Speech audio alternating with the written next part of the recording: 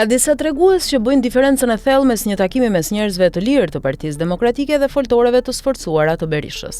Dhe për këtë mjafton të shikoje e dëgjoje folësit e takimit në Durrës organizuar nga drejtuesit më të votuar të Partisë Demokratike. Ata që folën në Durrës ishin të gjithë njerëz të rinj, racional, flisnin me logjik, thoshin gjëra konkrete që kanë ndodhur në PD, flisnin pa doreza për korrupsionin e qeverisë dhe mbi të gjitha nuk foli asnjë budalla. Në foltoret e Berishës, çdo folës ka kriter mungesën e logjikës në ato që thot. Flasin për teori konspiracioni, shpikin armiq kombëtar e ndërkombëtar që kanë faj pse PD nuk fiton dhe në fund ngjitet gjithmonë një i çmendur që ankohet se i kanë helmuar ujin ose e godasin me rreze nga antena e komshiut. Foltorët e Berishës e kanë identifikuar PD-n me një tuf budallëngjë dhe her pas here ndonjë të çmendur që bëhet viral për broçkullat që kput, kurse kjo e Durrësit e identifikon PD-n me djem të rinj, plot energji dhe ide të tyre të thjeshta se si duhet të ringrihen dhe bashkohen. Dhe kjo vjen nga fakti se foltorët e Berishës nuk janë të PD-s, por të rrogtarëve të tij që duan t'i shprehin atij besnikërinë deri në vdekje.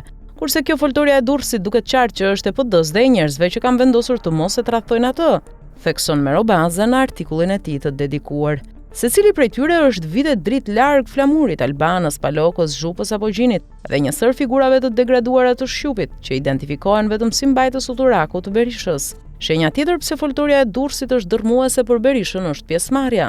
Dhe këtu nuk e kam fjalën vetëm te sasia, por te cilësia dhe të qenit aktiv në atë takim. Duke nga larg që ishin njerëz që kishin shkuar të qanin hallin e tyre dhe jo të Berishës. Në foltoret e Berishës, ti shikon fytyra të zymta njerëz që duken të marrë me zor dhe pastaj folsi i radhës sipas agjendës së flamurit që kput broçkulla që turpërojnë dhe Berishën. Dhe së fundmi foltorja e Durrësit vulosi dështimin e misionit gënjeshtër të Berishës në betejën kundër Bashës për rimarrjen e partisë, që ishte bashkimi i demokratëve për t'i bërë, siç thoshte ai, më të fortë dhe më të bashkuar. Foltorja tregon se demokratët janë të ndarë, dhe janë të ndarë jo vetëm si sasi, por edhe si cilësi. Berisha deklaroi sot ndarjen me ta duke i quajtur grup privat që s'kan punë me PD-n, ashtu siç ka bërë 35 vjet me çdo kritik të tij. Por kjo ndarje nuk është thjesht ndarje me disa emra.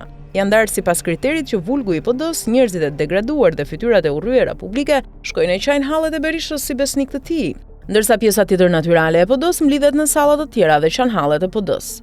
Nëse kjo foltore vazhdon në qytete të tjera, përfshihet e Tiranën, Berishës i mbetet vula dhe logo e PD-s, ndërsa PD e vërtet do të jetë larg tij dhe nuk duhet të identifikohet më me të. Kjo është PD që na ka mbajtur fshehur Berisha për hallin e tij, ndaj nuk duhet të shpërdorohet përsëri për Berishën.